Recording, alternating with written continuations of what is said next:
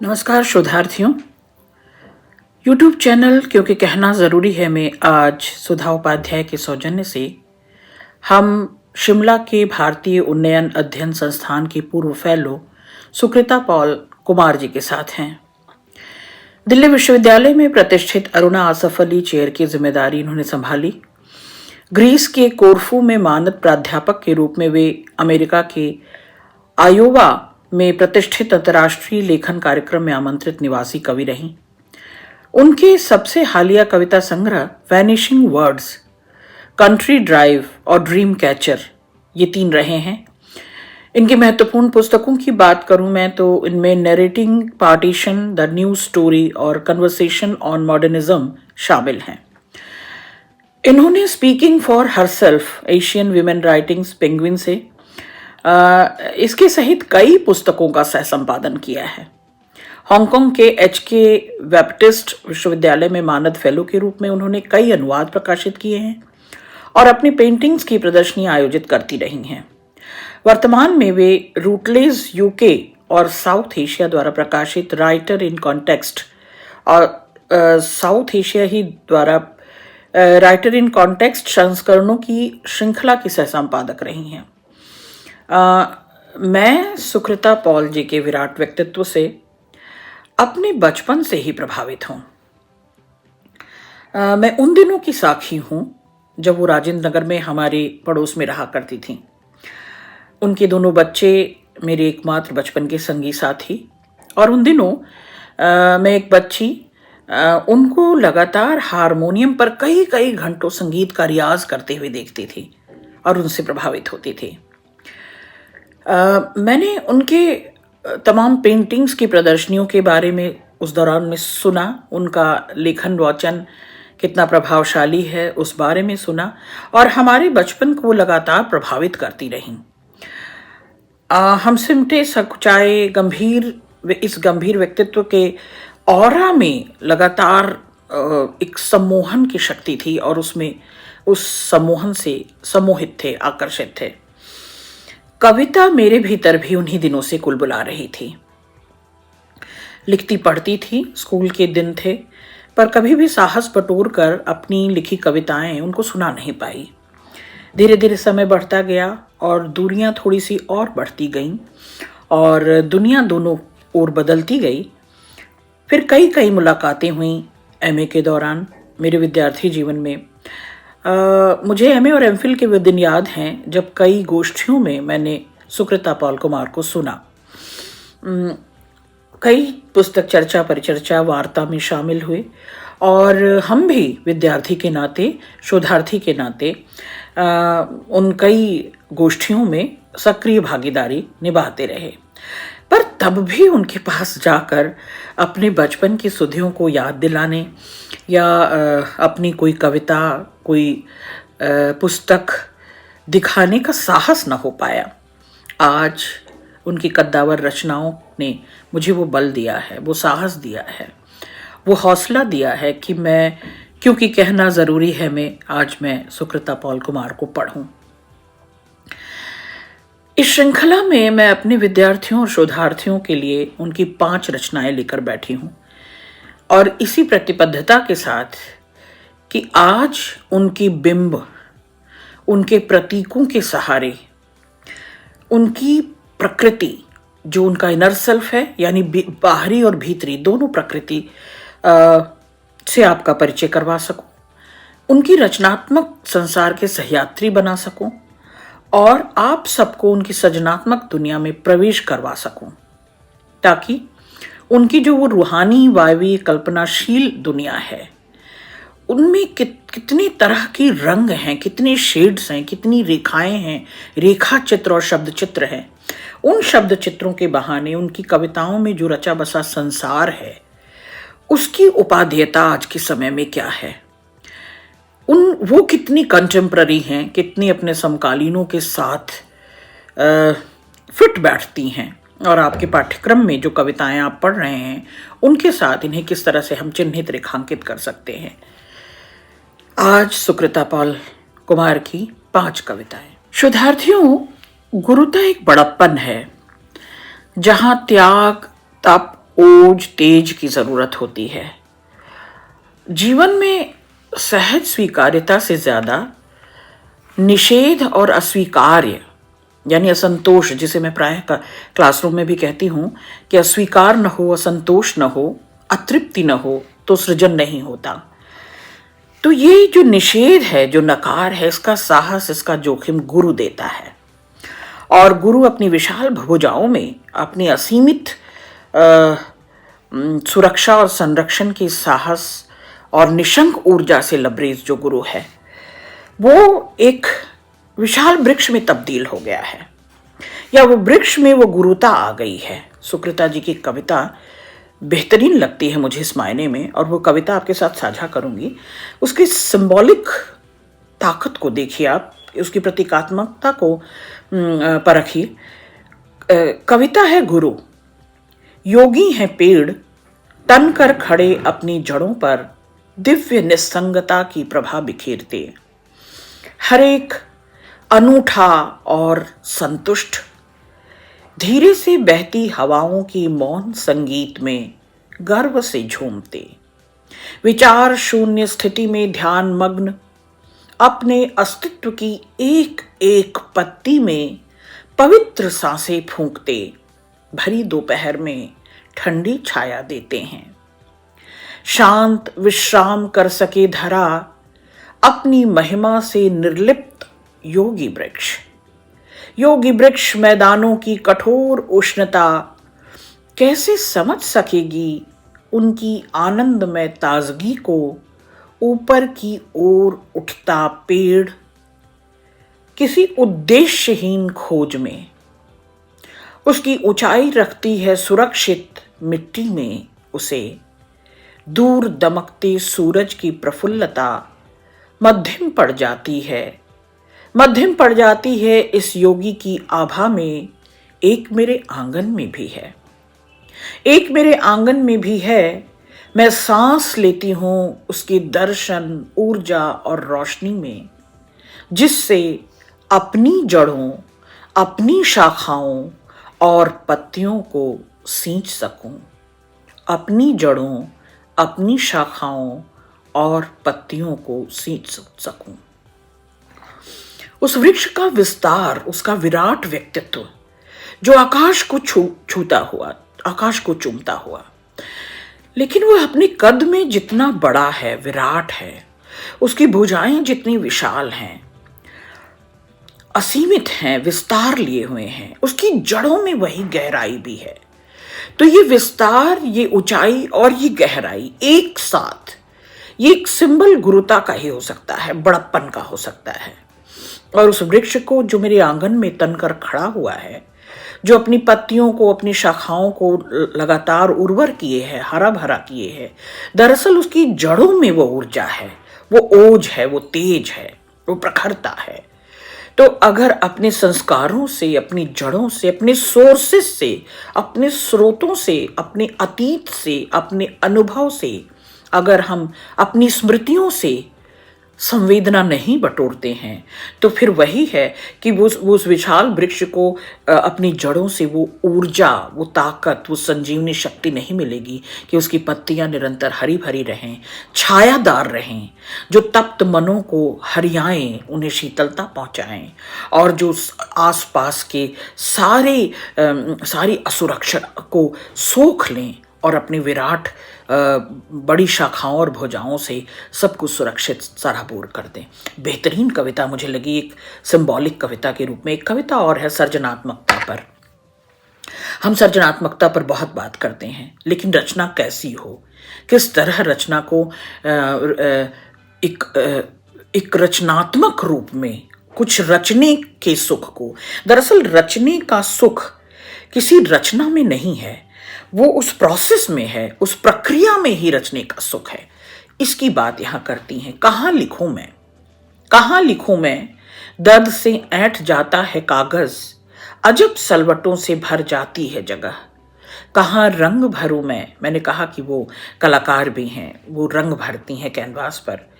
कहां रंग भरूं मैं, जैसे ही मैं वो ब्रश उठाती हूं, पूरा कैनवास भर जाता है आहों और सरसराहटों से। सलीब ढोती हूं मैं, ईसा मसीह का सलीब याद आता है मुझे। सलीब ढोती हूं मैं जिस पर कील दी गई हैं, माने ठोंक दी गई हैं, कील दी गई हैं अजन्मी कविताएं, रूप धरने से पहले नष्ट कर दिए गए चित्र, न जीवित न मृत। आप देखिए, असीम संभावनाओं से भरी ये कविता है। इस कविता में मुझे एक बड़ा कैनवास दिखता है और उस कैनवास में उसका इर्द गिर्द अपना कंटेम्प्ररी समय और अपने इर्द गिर्द का माहौल, अपना आसपास, और वो कैसा कुटिल है, जटिल है। कुछ भी उगता नहीं, कुछ भी नया रचा जा नहीं रहा और पुराना बच नहीं गया। तो जो आसपास सलवटें हैं, जो पूरे पर्यावरण में जो प्रदूषण है, जो आसपास कंक्रीट फैब्रिकेटेड दुनिया है इर्द गिर्द, जहां संभावनाएं, भावनाएं, संवेदनाएं चुक गई हैं, खत्म हो चुकी हैं, उनकी बात करती हैं कि अब रंग लगता है अपना काम नहीं कर रहे, अब रेखाएं बोलती नहीं हैं, अब चित्र पारदर्शी नहीं रहे, उनका विजुअलाइज, उनका उनका उनका दृश्यात्मक कुवत जो है, काबिलियत लगता है खत्म होती जा रही है। कैसे लिखूं? इस लगातार संवेदनहीन दुनिया में सृजनरत कैसे रहा जाए, रचनात्मक सर्जनात्मक कैसे बचा जाए, कैसे रहा जाए, कैसे लिखे जाएं, कैसे रचे जाएं और कैसे गीत संगीत को बचा लिया जाए। क्यों? क्योंकि समय सलीब को ढो रहा है। समय लगता है टंकित है, अभिशप्त है लगातार, और कविताएं जन्म से पहले ही मार दी जा रही, जिनका दम घुट जा रहा है। कविता में वह ताकत होती है जो अपने समय और समाज से बहुत दूर, बहुत आगे तक का देख सके, ऐसी संभावना होती है कविता में, लेकिन वो संभावना भी दिखाई नहीं देती। तो आसपास अपने इर्द गिर्द को जो कवि भांप लेता है, दरअसल वही सृजना के स्पंदित, उसकी जीवित और मृत अवशेषों से, शेषों से परिचय कराता है। विशेष कविता थी। तीसरी कविता है शोधार्थियों, सर्जना के तनाव में। एक संघर्षण होता है, एक जूझ होती है, एक द्वंद होता है, अंतर्द्वंद भी और बाह्य द्वंद भी। तो इस संतरास से, संघर्ष से ही, बेचैनी से ही कविता जन्म लेती है। तो सर्जना के तनाव में, जब तक तनाव नहीं होगा, स्ट्रेस नहीं होगा, तब तक कोई नई रचना रची नहीं जा सकती। रचने की प्रक्रिया में मैं हरदम अपने से आगे ही रहती हूं, पीछे मुड़कर देखने को कुछ भी नहीं। बाकी बचे वक्त में मैं अपना ही पीछा करती हूं, आगे देखने को कुछ भी नहीं। मुद्दा सिर्फ कदम ताल बनाए रखने का है। सतत, कंटिन्यूटी, चरैवेती चरैवेती, आगे बढ़ते रहने में ही, चलने में ही, सततता में ही, निरंतरता में ही परिवर्तन है। अगर आप लगातार सतत रहे, चलते रहे, निरंतर रहे, कंटिन्यूटी में रहे, तभी कुछ रच सकेंगे। और ये रचना न अतीत और न भविष्य, जो वर्तमान है, जो आज है, जो अभी मौजूद है, इस क्षण को भोगे बिना, जिए बिना आगे भी नहीं देखा जा सकता। न पिछला कल जो बीत गया, न आने वाला कल जो आएगा।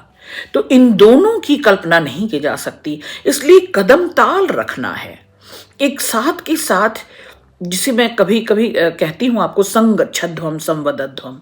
तो ये जो साथ साथ की निबाहेदारी है, साझेदारी है, इसको बनाए रखना है सर्जनात्मक रहने के लिए। बेहतरीन भाव है।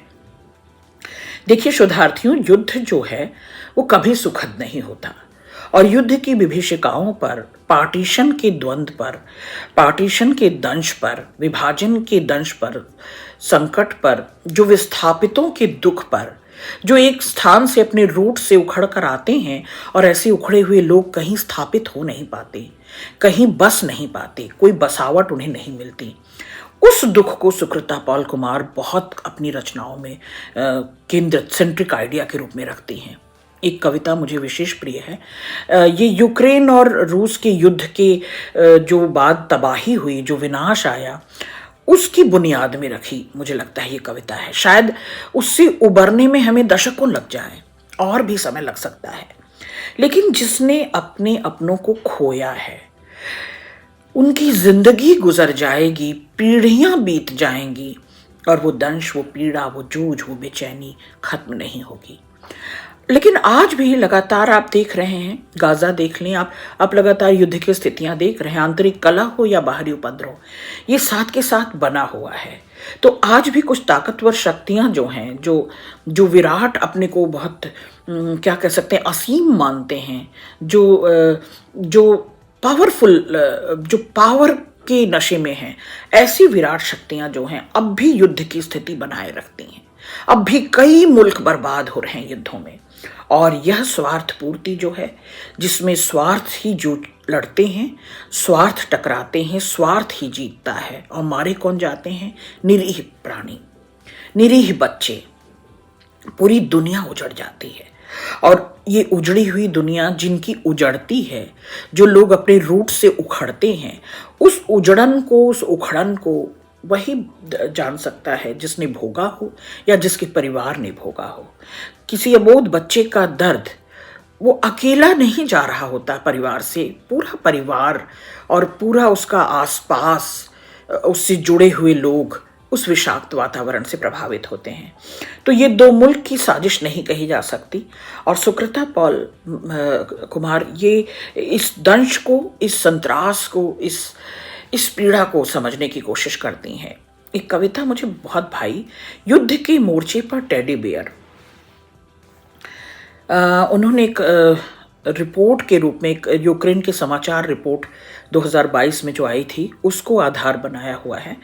टेडी बियर स्तब्ध होकर बैठा है मलबे पर, अध्यक्षता सभ्यता का, करुणा का, मानवता का, मौज मस्ती का, खेल का मलबा।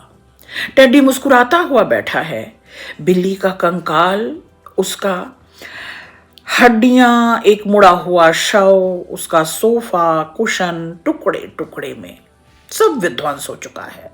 सब इस युद्ध की विभीषिका में जलकर खाक हो चुका है, नष्ट हो चुका है, क्षत विक्षत हो चुका है।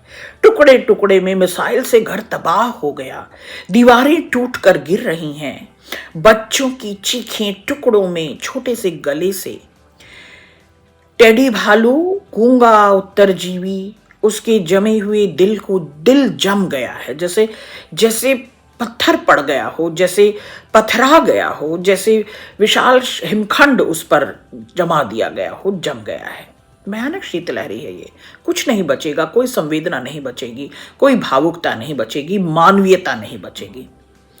टेडी भालू गूंगा उत्तरजीवी, उसके जमे हुए दिल को पिघलाने के लिए कोई हथियार नहीं। नरसंहार को देखते हुए बड़े गोल बटन अदृश्य आंखों में घूम गया। दुख में लिपटा हुआ टेडी, स्पाइक्स पर कोमल ऊन, बाल सख्त और तीखे होते हैं, आंसुओं की नदियां बहती हैं अशांत महासागर में। आप देख रहे हैं, प्रशांत महासागर हमने सुना है, और उसकी बिल्कुल बगल पैरेलल ये अशांत महासागर का जो ये बिंब दिया है कि सब कुछ आलोड़न में है, आंदोलन में है, सब कुछ जैसे कांप रहा है, छटपटा रहा है। और टेडी बियर की सुनामी, युद्ध क्षेत्र में मार्च, सांत्वना देने वाले बच्चों की तलाश, बच्चों की तलाश। बच्चे यानी संभावना, बच्चे यानी भविष्य, बच्चे यानी आशा और उम्मीद। इसकी तलाश अब भी जारी है। क्यों?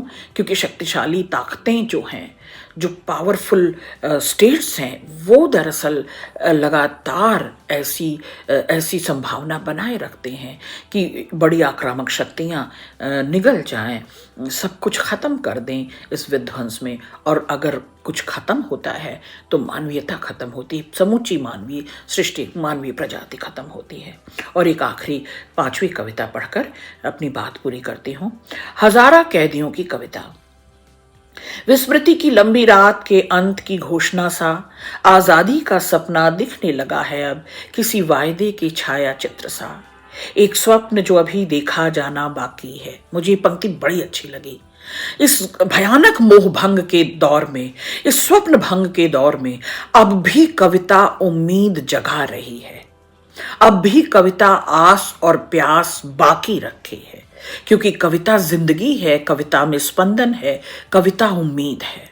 तो एक स्वप्न जो अब भी देखा जाना बाकी है, रोशनी का वो तीर उठता है सुरंग की आखिरी सफेद छिद्र से, अंधेरे को खंड खंड चीरता।